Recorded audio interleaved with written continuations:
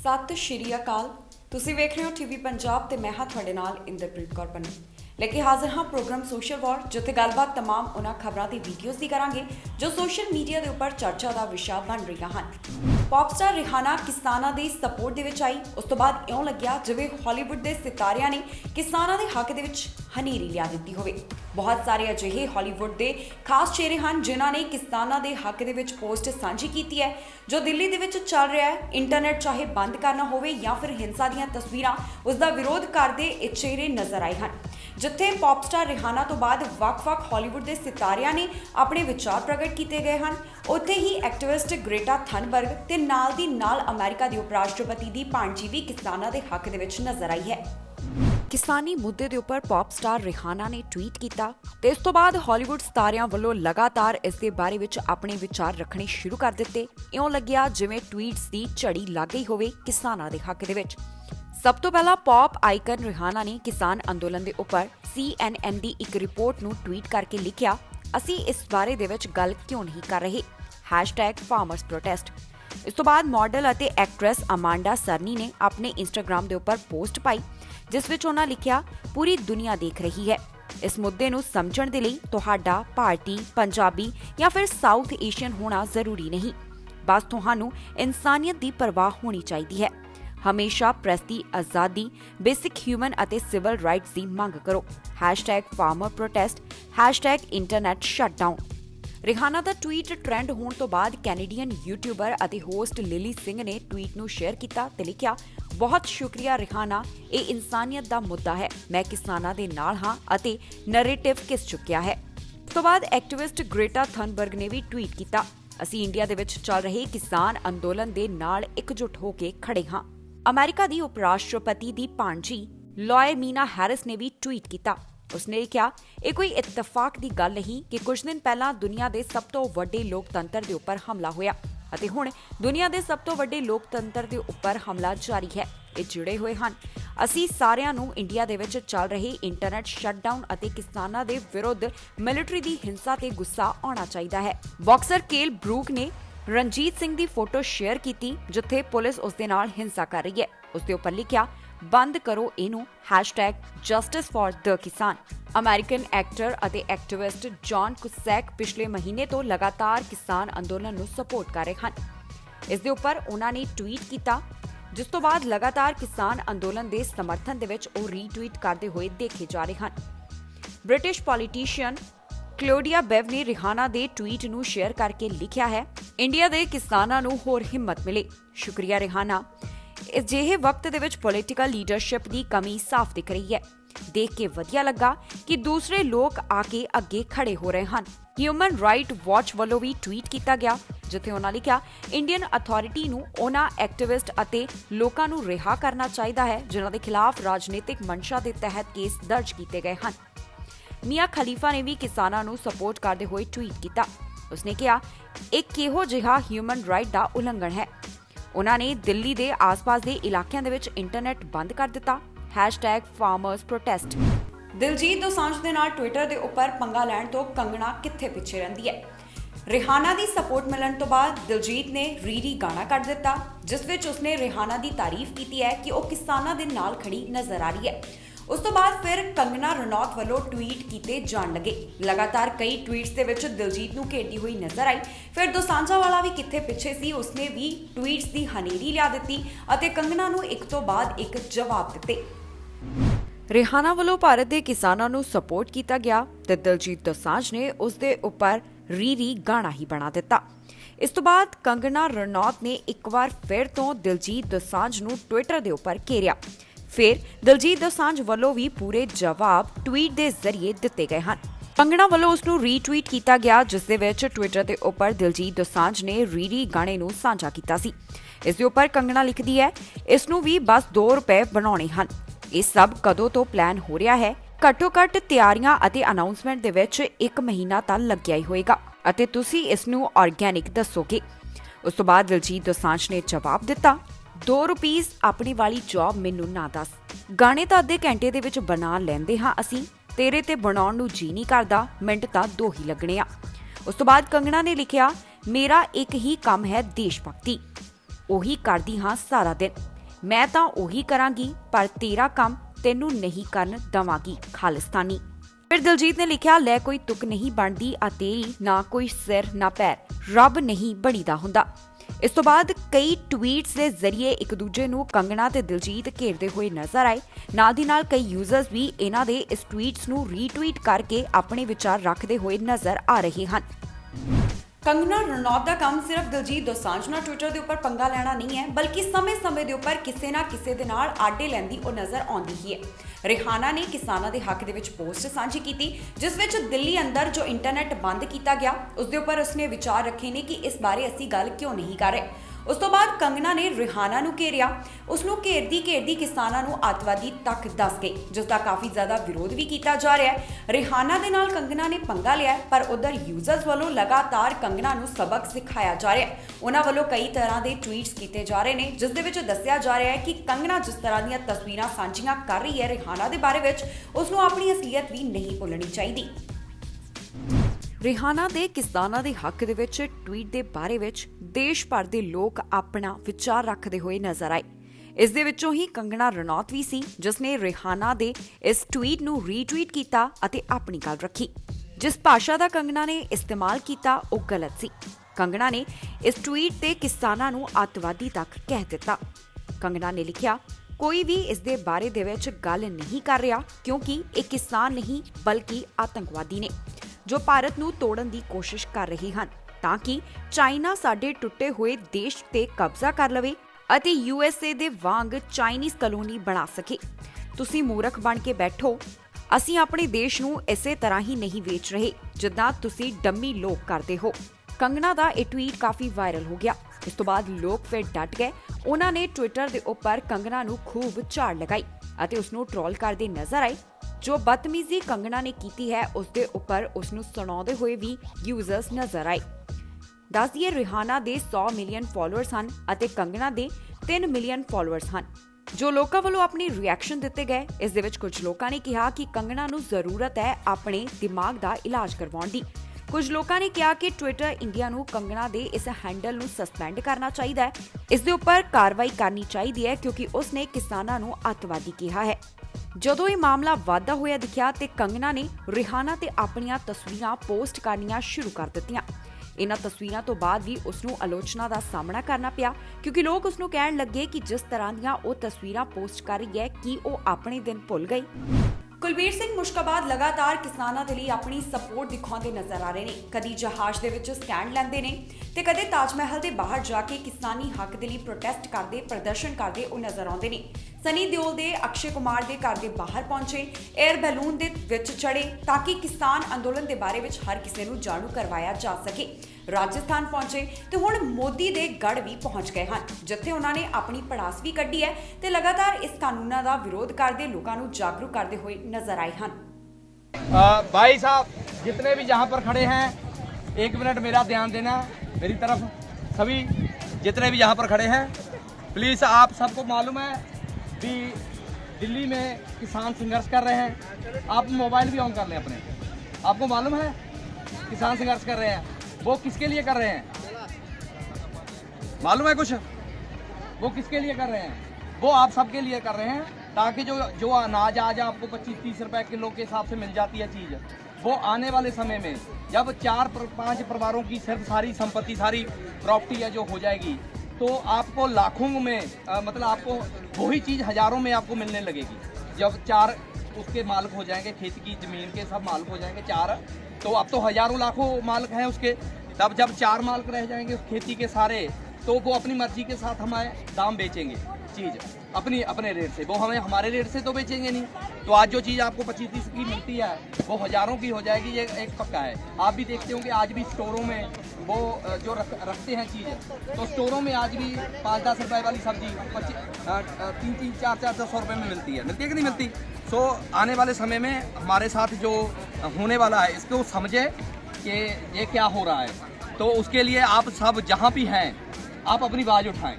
ये नहीं कहते कि आप भी उस संघर्ष का हिस्सा बन जाएं। किसान लोगों के लिए, ग्राहक के लिए, जिसके पेट लगा हुआ उसके लिए लड़ रहा है, ताकि जो आपके बच्चों को कल को आने वाले दिनों में आपको सरकारी नौकरी भी नहीं मिलेगी और जो कारोबार है वो भी डाउन हो जाएगा। 10-15 हज़ार की जो जॉब है, नौकरी है, वो मिलेगी सिर्फ। तो आप बच्चों को 25-30 लाख रुपए लेके पढ़ा रहे हो तो उसका कोई मोल नहीं रह जाएगा। तो आप लोग सभी हमारा साथ दें, जो संघर्ष चल रहा है उसमें आप भी आवाज़ उठाएं। तो आप कम से कम अपने घरों में ही, जहाँ पर भी आप बैठे हैं, वहाँ से ही अपनी बात भी उठाएं जितना भी हो सकता है। तो ये नहीं कहते हैं आप वहाँ संघर्ष का हिस्सा बन जाए, आप जिस भी स्टेट से आए हैं वहाँ पर तो आप अपनी बात रखें, ये हम चाहते हैं। आपको जागना होगा कि अगर जो किसानों के हाथ से खेती छीन के अगर व्यापारी को दे दी, खेती तो फिर भी होती रहेगी, फसल तो फिर भी होगी, ये नहीं कहते कि फसल होनी बंद हो जाएगी।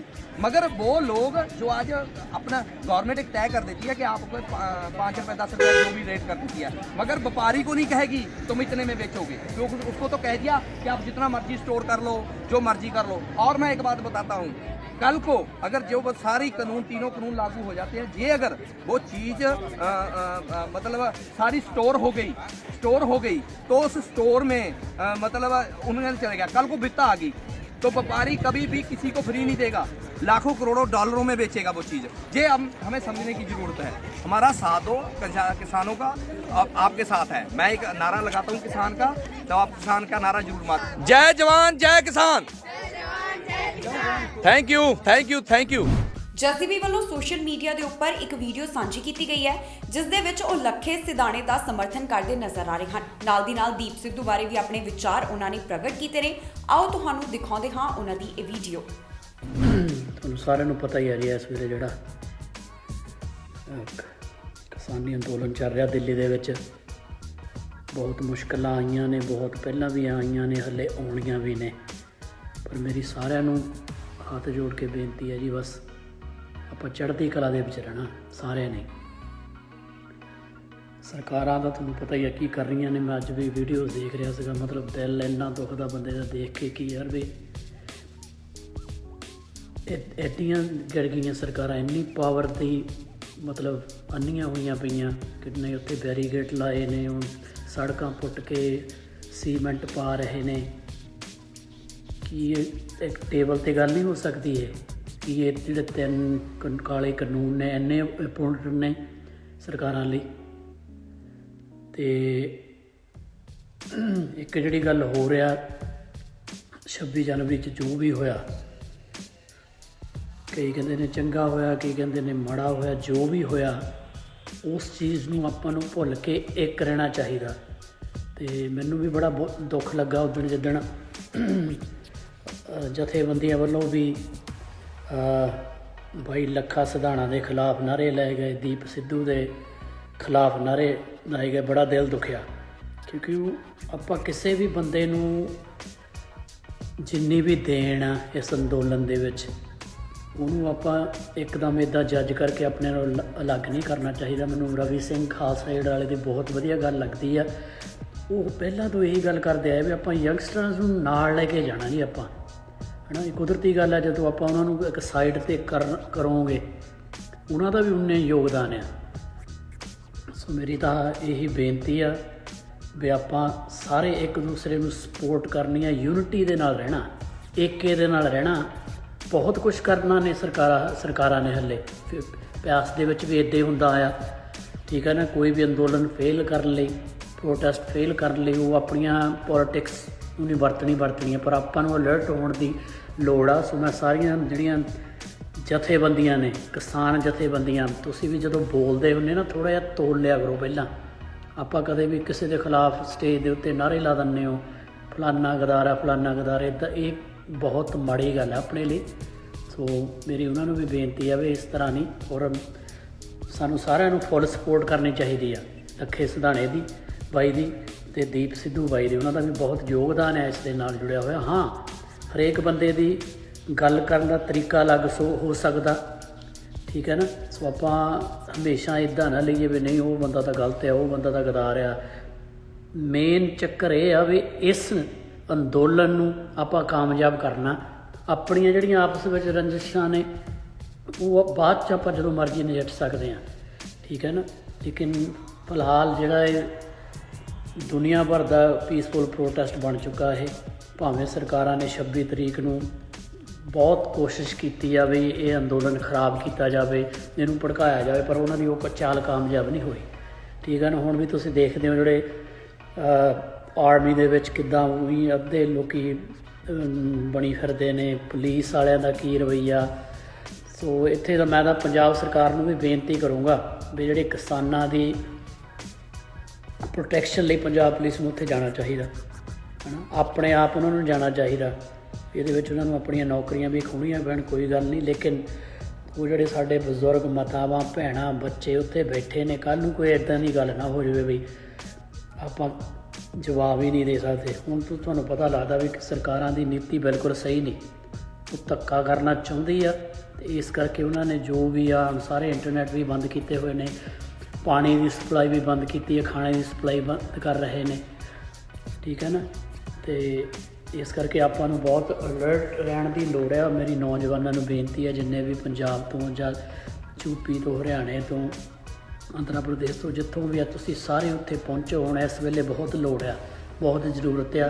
ਸੋਨੀਆ ਮਾਨ ਜੋ ਇਸ ਅੰਦੋਲਨ ਦੇ ਨਾਲ ਜਾਣੀ ਕਿ ਕਿਸਾਨ ਅੰਦੋਲਨ ਦੇ ਨਾਲ ਪਹਿਲੇ ਦਿਨ ਤੋਂ ਜੁੜੀ ਹੋਈ ਹੈ, ਉਸ ਵੱਲੋਂ ਸਮੇਂ-ਸਮੇਂ ਦੇ ਉੱਪਰ ਕਈ ਵੀਡੀਓਜ਼, ਕਈ ਤਸਵੀਰਾਂ ਸਾਂਝੀਆਂ ਕੀਤੀਆਂ ਜਾਂਦੀਆਂ ਨੇ ਜਿੱਥੇ ਉਹ ਕਿਸਾਨ ਅੰਦੋਲਨ ਦੀ ਚੜ੍ਹਦੀ ਕਲਾ ਬਿਆਨ ਕਰਦੀ ਹੈ।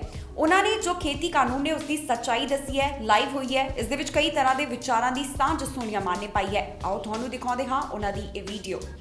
Hi everybody, I am sitting with Sonia Man and she's been protesting with the farmers and currently the situation is pretty bad, but I would want you to hear it from a person who's been in the protest. So please support as much as you can. So over to you Sonia. आप बताइए। हाय, actually मैं बहुत सारे दिनों से farmers की From the first day आप protest कर रहे हो फार्मर्स के साथ, या तो यहाँ पे मोस्टली सबको पता नहीं है कि किस वजह से ये लोग ये क्या कर रहे हैं। Khalistan movement is not a part of you at all. It's not a part of us actually. Farmers की प्रोटेस्ट के जो मेन जो स्टेज है वो लोक स्टेज है, वहाँ पे हिंदू मुस्लिम सिख सभी बैठे हैं। हम ऑल ओवर इंडिया के किसानों के लिए वहाँ पे बैठे हैं। जो एक एसेंशियल कमोडिटी एक्ट था जिसके अंदर एसेंशियल ग्रेन्स आते थे, तो उसके लिए अभी वो वाला जो एक्ट है इन्होंने हटा दिया है, ताकि बड़े बड़े जितनी भी कंपनीज हैं, बड़ी कॉर्पोरेट कंपनीज हैं जैसे रिलायंस है, जैसे अंबानी अडानीज हैं, वो ग्रेन्स को डायरेक्टली फार्मर से लेके बड़े गोडाउन्स में स्टोर कर सकें सस्ते भाव में और महंगा बेच सकें। जैसे रिलायंस में वो पैकेट सील करके आपको महंगा बेचेंगे, तो इससे काफ़ी सारे लोगों को नुकसान होगा। और आने वाले टाइम पे रिलायंस, अंबानी, अडानी हर एक सेक्टर, फूड और क्लोथिंग सेक्टर के ऊपर अपना कब्जा करना चाहते हैं, क्योंकि पीछे पेरिस में 198 कंट्रीज़ में एक मीटिंग हुई थी कि आने वाले टाइम पे हम डीजल और पेट्रोल की इंडस्ट्रीज़ को बंद करवा देंगे, और सबसे ज़्यादा बिजनेस रिलायंस का डीजल और पेट्रोल में है। तो उन्होंने अपना जो पैर जमाना था फूड और क्लोथिंग के सेक्टर में जमाना था आफ्टर डीजल एंड पेट्रोल। तो इसीलिए रिलायंस ने 2009 में जियो स्पेक्ट्रम नाम का एक स्टार्ट किया था, जिसमें दो सेक्टर थे, एक जियो रिटेलर और एक जियो सिम। जियो सिम तो आप देख रहे हैं, और जियो रिटेलर के नीचे इन्होंने अपना फूड का और क्लोथिंग के सारे अपने जितने भी स्टोर्स हैं ऑल ओवर इंडिया इन्होंने कैप्चर करने थे। उससे सबसे ज़्यादा अफेक्ट होगा जो छोटे स्टोर्स हैं हमारी मार्केट्स में होते हैं, जो छोटे करियाने के स्टोर्स हैं वो ख़त्म हो जाएंगे, क्योंकि ये डायरेक्ट डीलिंग करेंगे फार्मर्स के साथ। इस एक्ट में जो एसेंशियल कमोडिटी एक्ट जो इन्होंने ख़त्म किया है, उसमें क्या होता था कि कोई भी इंसान ज़्यादा स्टोरेज नहीं कर सकता किसी भी ग्रेन की, तो उसको सज़ा होती थी। अभी इन्होंने वो वाला एक्ट ख़त्म कर दिया है जो ये न्यू बिल में कि वो डायरेक्ट फार्मर से वो परचेज़ करें और बड़े बड़े गोदाउन में वो सेव करें और फिर ये खुद ही बेचें। रिटेल और रिटेल की मार्केट में ये खुद ही आ चुके हैं और ये खुद ही सब कुछ करें, यू नो। तो इससे क्या होगा कि छोटे मार्केट के स्टोर सारे बंद हो जाएंगे, छोटे करियाना स्टोर और कपड़े के स्टोर सब कुछ बंद हो जाएगा। तो हम फार्मर्स उनके लिए लड़ाई लड़ रहे हैं, उन सभी की ऑल ओवर इंडिया के जितने लोग हैं उनके ही लड़ाई लड़ रहे हैं। अगर फार्मर्स खुद चाहें तो वो खुद खेती बाड़ी करके खुद का कमा सकते हैं, बट वो हमारे लोगों के लिए बैठे हैं। तो आई बिलीव हम सबको ना फार्मर्स के साथ स्टैंड करना चाहिए और वहाँ पर आके उनको सपोर्ट करना चाहिए। अगर आप नहीं आ सकते हो तो भी you can go ahead and donate, may be tents, you can go ahead and donate blankets. There's a lot of ways that you can support, and whatever you can do, please do that. और there's something that you might not know of, that farmers का light, water and internet सब बंद कर दिया गया है। Right? या अभी फार्मर्स का 26 के बाद लाइट बंद कर देते हैं रात को और सुबह भी, और इंटरनेट वहाँ पे बंद कर दिया गया है, जबकि ये डेमोक्रेटिक कंट्री है, यहाँ पर आप ऐसे नहीं कर सकते हो। और एक प्रेस वाले को अंदर कर दिया गया है जेल के अंदर, जिसका पता नहीं चल रहा कि उसको कहाँ बंद किया गया है। और 26 को जो बहुत सारी चीज़ें दिखाई गई हैं वो आपको पता है RSS का काम है दंगे फसाद करवाना, तो बहुत सारी मिसकंसेप्शंस हुई हैं जो लोगों को नहीं पता, और बहुत सारे लोग ऐसे ही अंदर चले गए थे जो ट्रैक्टर्स को पता नहीं था, क्योंकि दिल्ली में आके तो आप वैसे ही रास्ता भूल जाते हो, तो जब बैरिकेड खुल जाएंगे तो आपको पता ही नहीं चलेगा आप किधर जाओगे। कुछ लोगों ने जो गलत किया, जो RSS के बीच में घुसे हुए बंदे थे जिन्होंने भड़काया, और वो लोग गए, उसके पीछे कई ट्रैक्टर्स चले गए, तो वो बेचारे लोग पता नहीं कौन सी जेल में बंद हैं अभी। हमें उन लोगों को सपोर्ट करना चाहिए, वो इनोसेंट लोग हैं। और एक प्रेस वाला भी इन्होंने अंदर कर दिया जिसका कोई कसूर नहीं था, और हमारे वहाँ पे बिजली काट दी है, इंटरनेट नहीं है, और पानी भी नहीं जाने दे रहे। तो गवर्नमेंट को इस तरीके से फार्मर्स के साथ, हमारे अन्नदाता के साथ ऐसे बिहेव नहीं करना चाहिए। We should all raise the voice for the farmers. So ਇਸ ਤਰ੍ਹਾਂ ਅੱਜ ਦੀਆਂ ਸੋਸ਼ਲ ਮੀਡੀਆ ਦੇ ਉੱਪਰ ਕੁਝ ਚਰਚਾ ਦਾ ਵਿਸ਼ਾ ਬਣੀਆਂ ਖਬਰਾਂ, ਵੀਡੀਓਜ਼ ਜਿਨ੍ਹਾਂ ਦੀ ਤੁਹਾਡੇ ਨਾਲ ਸਾਂਝ ਪਾਈ ਹੈ। ਜੇਕਰ ਇਸ ਪ੍ਰੋਗਰਾਮ ਦੇ ਨਾਲ ਸੰਬੰਧਿਤ ਤੁਹਾਡੇ ਵੀ ਕੋਈ ਵਿਚਾਰ ਨੇ ਤਾਂ ਤੁਸੀਂ ਸਾਡੇ ਨਾਲ ਫੀਡਬੈਕ ਸਾਂਝਾ ਕਰਨਾ ਚਾਹੁੰਦੇ ਹੋ ਤੇ ਹੇਠਾਂ ਕਮੈਂਟ ਸੈਕਸ਼ਨ ਦੇ ਵਿੱਚ ਸਾਨੂੰ ਲਿਖ ਸਕਦੇ ਹੋ। ਫਿਲਹਾਲ ਮੈਨੂੰ ਇੰਦਰਪ੍ਰੀਤ ਕੌਰ ਪੰਨੂ ਨੂੰ ਦਿਓ ਇਜਾਜ਼ਤ ਤੇ ਤੁਸੀਂ ਵੇਖਦੇ ਰਹੋ TV ਪੰਜਾਬ।